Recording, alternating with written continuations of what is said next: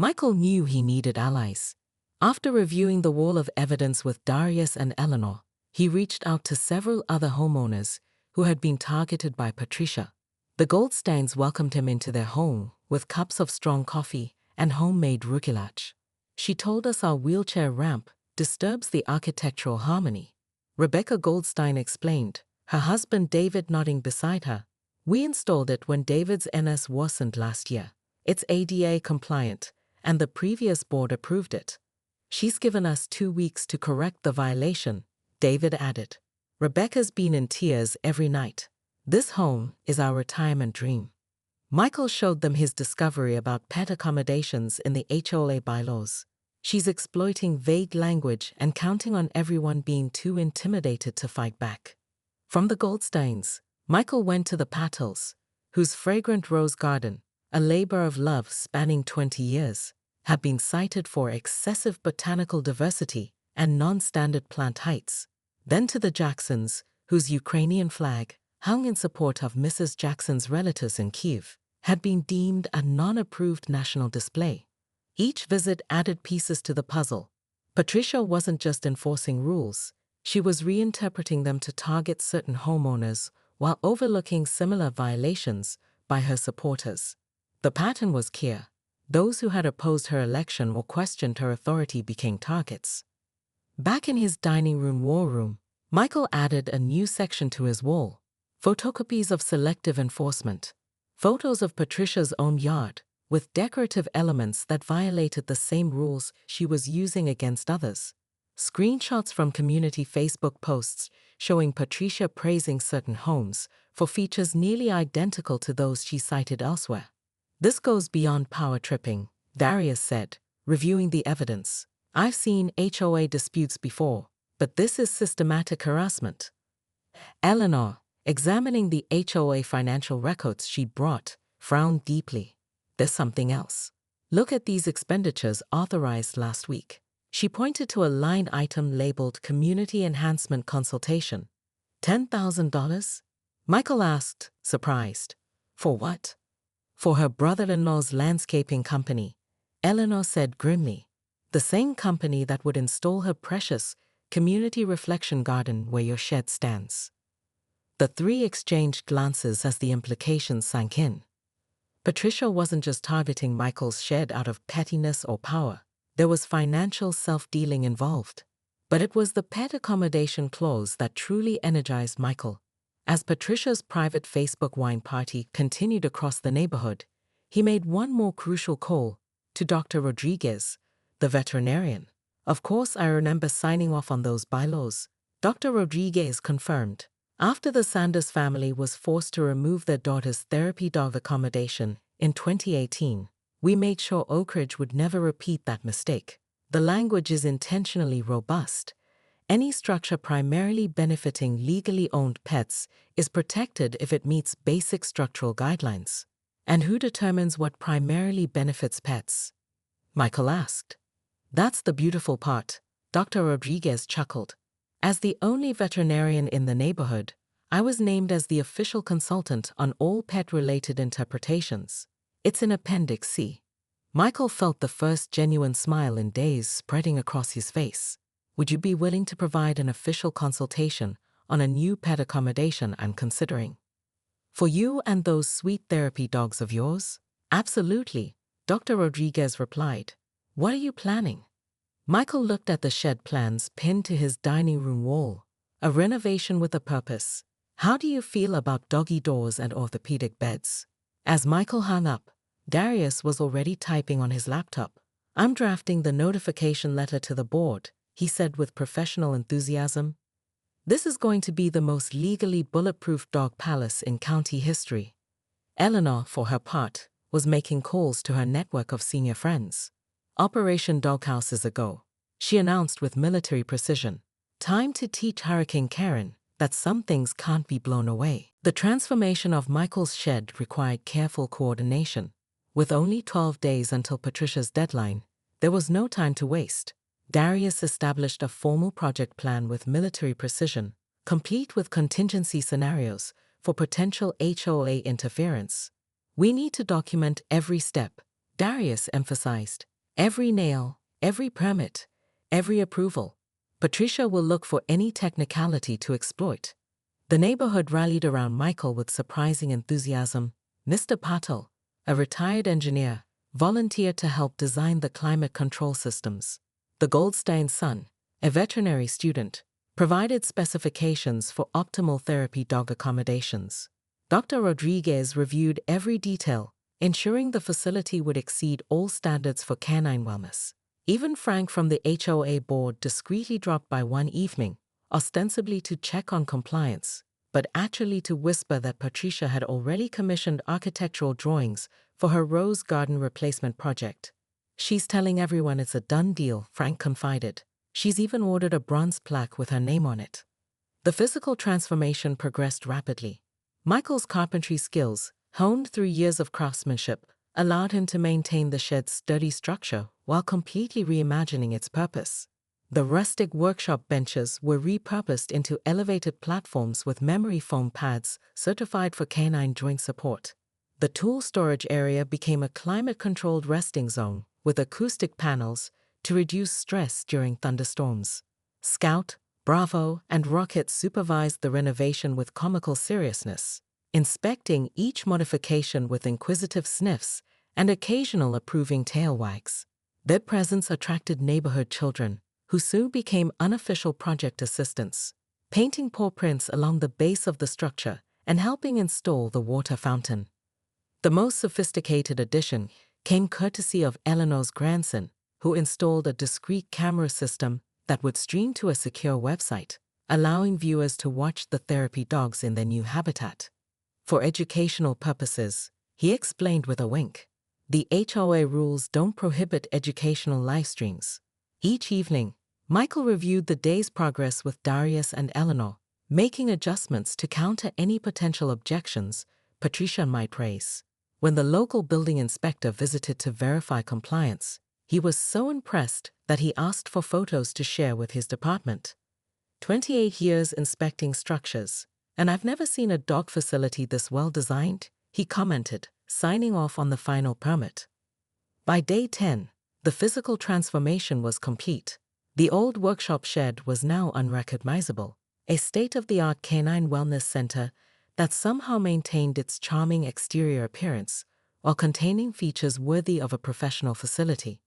The final touch came when Dr. Rodriguez performed an official inspection, documenting every feature in a formal veterinary assessment. His conclusion, typed on official letterhead, stated that the structure represents an ideal environment for therapy animal maintenance and training, meeting or exceeding all standards for professional canine care facilities. With the documentation complete, Michael and Darius spent a full day reviewing the HOA bylaws one final time, cross-referencing their actions against every possible regulation. They found no vulnerabilities. The structure complied with height restrictions, setback requirements, design guidelines, noise ordinances, and every other measurable standard. It's bulletproof, Darius declared, closing his legal notepad. She'll hate it, but she can't touch it. On the morning of day 12, 2 days before Patricia's deadline, Eleanor hand-delivered the formal notification packets to each board member. The comprehensive dossier included everything from the original property survey to the veterinary certification, all meticulously organized and indexed. "What happens now?" asked one of the senior workshop regulars, who had been following the saga with rapt attention. "Now," Michael replied, checking his watch, "we wait approximately 23 minutes for Hurricane Karen to make landfall." As if on cue, Michael's phone lit up with Patricia's name. He answered with calm confidence, Scout sitting obediently at his side. "Good morning, Patricia. I was just about to call you regarding the shed situation." Patricia's emergency HOA meeting to address the pet facility crisis became the most well-attended gathering in Oak Ridge Estate's history. The community center's parking lot overflowed, forcing latecomers to park along neighboring streets. Inside, extra chairs were hastily arranged to accommodate the unexpected turnout. Michael arrived early with Scout, Bravo, and Rocket, each dog impeccably groomed and wearing their therapy vests. Dr. Rodriguez had provided official documentation designating the meeting as a therapy animal training environment, making their presence not just allowed, but protected by the very guidelines Patricia had weaponized against others. Patricia stood at the podium, her presentation slides ready, lips pressed into a thin line, as she watched the room fill with neighbors she'd never seen at meetings before. Her supporters, now reduced to just 3 households, clustered near the front, notepads ready. This emergency session will address the unauthorized commercial animal facility at 42 Sycamore Lane. Patricia began, her voice carrying the practiced authority of someone accustomed to being obeyed. I've prepared a comprehensive analysis of the violations and... Point of order, came Eleanor's clear voice from the second row. Before presentations, the bylaws require disclosure of any conflicts of interest related to agenda items. Frank, sitting at the board table, nodded reluctantly. That's correct, according to procedure. Patricia's smile remained fixed, though her knuckles whitened around her pointer. There are no conflicts to disclose. Actually, Eleanor continued, unfolding a document. I have here the incorporation papers for Summers Family Landscaping LLC, showing board president Patricia Summers as a 30% stakeholder. And here, she held up another paper, is the preliminary contract for the community reflection garden proposed for the location currently occupied by the structure in question, with Summers Family Landscaping as the sole vendor. A murmur swept through the crowd. That has nothing to do with, Patricia began. $10,000, Michael said clearly, rising to his feet. That's the projected contract value. Already pre-approved as a line item in last week's budget adjustment, without competitive bidding. The murmur grew louder. Board members exchanged uncomfortable glances. Patricia rapped her gavel sharply. We're getting off topic. The issue is the unauthorized dog facility, which is fully compliant with all HOA regulations, Michael replied calmly, holding up his comprehensive documentation. As certified by Dr. Rodriguez, our neighborhood's designated pet accommodation consultant, as per Appendix C of the bylaws. Dr. Rodriguez stood. I can confirm that the facility meets or exceeds all standards for therapy animal care. Furthermore, as the officially designated consultant on pet matters, I've documented that the structure serves a protected purpose under our community's own guidelines. Patricia's presentation deteriorated rapidly from there. Each slide she showed, intended to highlight violations, instead demonstrated the facility's compliance. Her claims of commercial activity were countered by documentation of the dog's therapy service status. Her concerns about property values collapsed when a local realtor in attendance pointed out that unique, attractive features like custom pet facilities typically increased home values. The tide turned decisively when Rebecca Goldstein raised her hand. I'd like to know why my husband's ADA-compliant wheelchair ramp was cited as a violation, while board member Thompson's ornamental garden wall, which exceeds the same height restriction, wasn't. This opened the floodgates. One by one, homeowners stood to question the selective enforcement of rules. The Patels displayed before and after photos of their rose garden, showing the destructive pruning they'd been forced to perform. The Jacksons described removing their Ukrainian flag while watching Patricia's friend 3 doors down fly a decorative seasonal banner of the same size. By the time the board called for a vote on Michael's dog facility, the outcome was a foregone conclusion. The motion to rescind all violation notices against the structure passed 72-5. But Michael wasn't finished.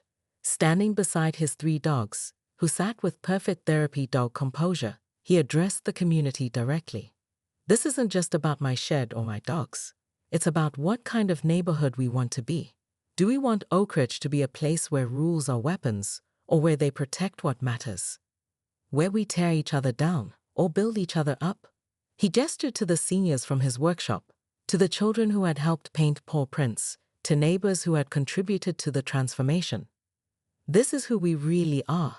This is the community I believe in. The seniors gathered protectively around Michael as he stood in his yard confronting Patricia and her surveying team. Eleanor, despite her arthritis, positioned herself directly between Patricia and the shed, arms crossed and chin raised in defiance. You can't just redefine property lines without legal process, Michael said, maintaining his composure. This land has been part of my property since the development was built. I have the original plats to prove it.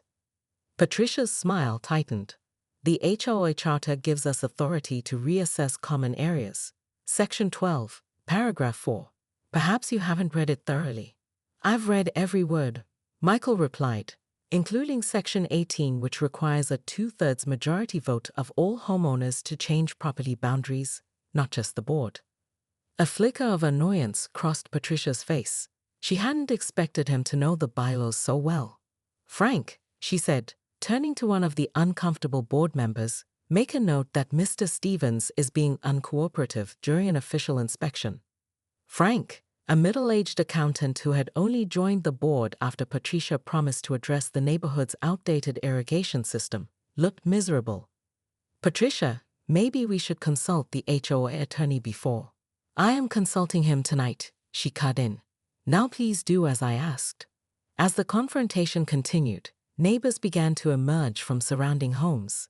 The Patels appeared on their deck, watching silently. The Rodriguez family paused their yard work, garden tools still in hand. Even teenagers walking home from the bus stop slowed to observe, phones discreetly recording. May I see the survey order? Michael asked calmly. The one authorizing you to reassess property lines. Patricia's nostrils flared. The board doesn't need to share internal documents with individual homeowners. Actually, came Eleanor's crisp voice, HOA Bylaw Amendment 7, added in 2018 after the Johnson lawsuit, requires all survey orders to be posted publicly 7 days before execution. She smiled sweetly. I should know. I wrote that amendment myself. The surveyor, a young man who had been setting up his equipment with growing discomfort, cleared his throat. Ma'am, you told me this was a routine assessment approved by the homeowner. He glanced at his clipboard. I can't proceed without seeing the proper documentation. Patricia's face flushed crimson. This is ridiculous. I'm the HOA president. And I'm a licensed surveyor who could lose his certification. The young man replied, already packing up his equipment. Call me when you have the paperwork in order. As the surveyor walked away, the tension in the air shifted palpably. Patricia's authority was being publicly challenged, and the growing audience of neighbors wasn't lost on her. This is just a temporary setback, she said, lowering her voice. The board will hold an emergency session tonight. I'm invoking emergency powers under Article 9. Michael raised an eyebrow. Article 9 can only be invoked for imminent threats to safety or property values. My shed has been here for years without incident. It's harboring unauthorized commercial activity, Patricia hissed, gesturing to the seniors who had resumed their woodworking, watching the drama unfold over the tops of their safety glasses. It's a community service, not a business, Michael replied. No money changes hands. It's neighbors helping neighbors. Patricia stepped closer, her voice dropping to a whisper that only Michael could hear. You think you're so popular with your little carpentry club and your pathetic grief project. This isn't just about the shed. This is about standards, about who decides what kind of neighborhood Oak Ridge becomes. For the first time since the confrontation began, Michael felt a chill. This wasn't just bureaucratic overreach, it was personal. You have 30 days to remove it, Patricia continued, her composure returning as she smoothed her cardigan. After that, the fines begin. And I'll personally ensure they're collected, even if it means putting a lien on your property. As she turned to leave, surrounded by her increasingly reluctant entourage, Patricia paused to address the watching neighbors. Everyone should check their email tonight. New community guidelines will be distributed. It's time Oak Ridge Estates lived up to its potential. Michael watched her go, the certified letter still clutched in his hand. Around him, the seniors had fallen silent, their half-finished memory boxes forgotten on the workbenches. Eleanor patted his arm gently. She's picked the wrong shed to mess with, Eleanor said firmly. And the wrong neighborhood. Michael's reputation in Oak Ridge Estates wasn't built overnight. When he first moved in after his military service ended, he'd been quieter, still adjusting to civilian life and nursing invisible wounds from his time overseas. The shed project had been his therapist's suggestion, something tactile to focus on, a way to connect with happier memories of working alongside his grandfather as a boy. The neighbors had watched with curiosity as Michael meticulously salvaged materials from his grandfather's old barn in rural Pennsylvania, making 7 trips in his pickup truck over the course of a month. Each weathered plank had been carefully sanded, treated, and repurposed. Unlike the cookie-cutter storage solutions sold at big box stores, Michael's shed emerged with character, each knot and grain telling a story, each joint revealing careful craftsmanship. His wife Sarah had been his biggest supporter then, bringing him lemonade and sketching designs for the window boxes that would eventually adorn the shed. Her battle with cancer began 3 months after the shed was completed. During her final year, on good days when the treatments weren't too debilitating, she'd sit in the cushioned chair Michael had built specifically for her, watching him work and reading aloud from her favorite books. After her passing, the shed sat untouched for months. It was Eleanor who finally intervened, showing up on his doorstep one Saturday morning with a batch of her famous cinnamon rolls and a pocketful of determination. "My grandson needs a birdhouse for his science project," she had announced, "and you need to stop collecting dust inside that house."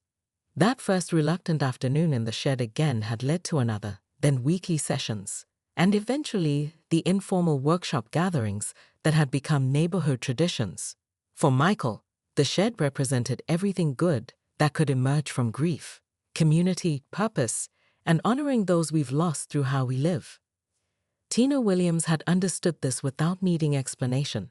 As HOA president, she had occasionally bent the rules to accommodate what she called the human factor.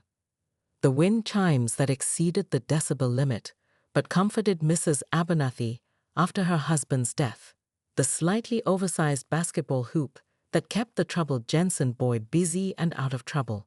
And Michael's shed, with its community workshops and therapy dogs, all technically within guidelines, but generously interpreted. Rules exist to create a community people want to live in, Tina had often said at meetings, not to make people miserable about where they live. Patricia Summers had different ideas. Her arrival in Oak Ridge had been marked by immediate complaints about the ice cream truck's music being commercially intrusive, about children riding bicycles on sidewalks creating unreasonable pedestrian hazards, about Halloween decorations appearing in premature violation of seasonal decor guidelines when put up 2 weeks before the holiday. While most neighbors simply avoided her, Michael had made genuine efforts to welcome her, inviting her to his workshops and even offering to build her a custom mailbox when hers was damaged in a storm. Patricia had declined each overture with barely concealed disdain, referring repeatedly to her previous neighborhood where standards were properly enforced. No one had taken her HOA candidacy seriously until the vote. The meeting had been scheduled during spring break when many families were traveling, and a sudden thunderstorm had kept many older residents at home. The perfect opportunity for Patricia and her small but dedicated faction of like-minded neighbors to seize control. Within 48 hours of her election, every resident's inbox contained her vision document, 14 pages of single-spaced text outlining violations to be addressed, new restrictions to be implemented, and a color-coded map identifying priority enforcement zones. Michael's property was highlighted in red,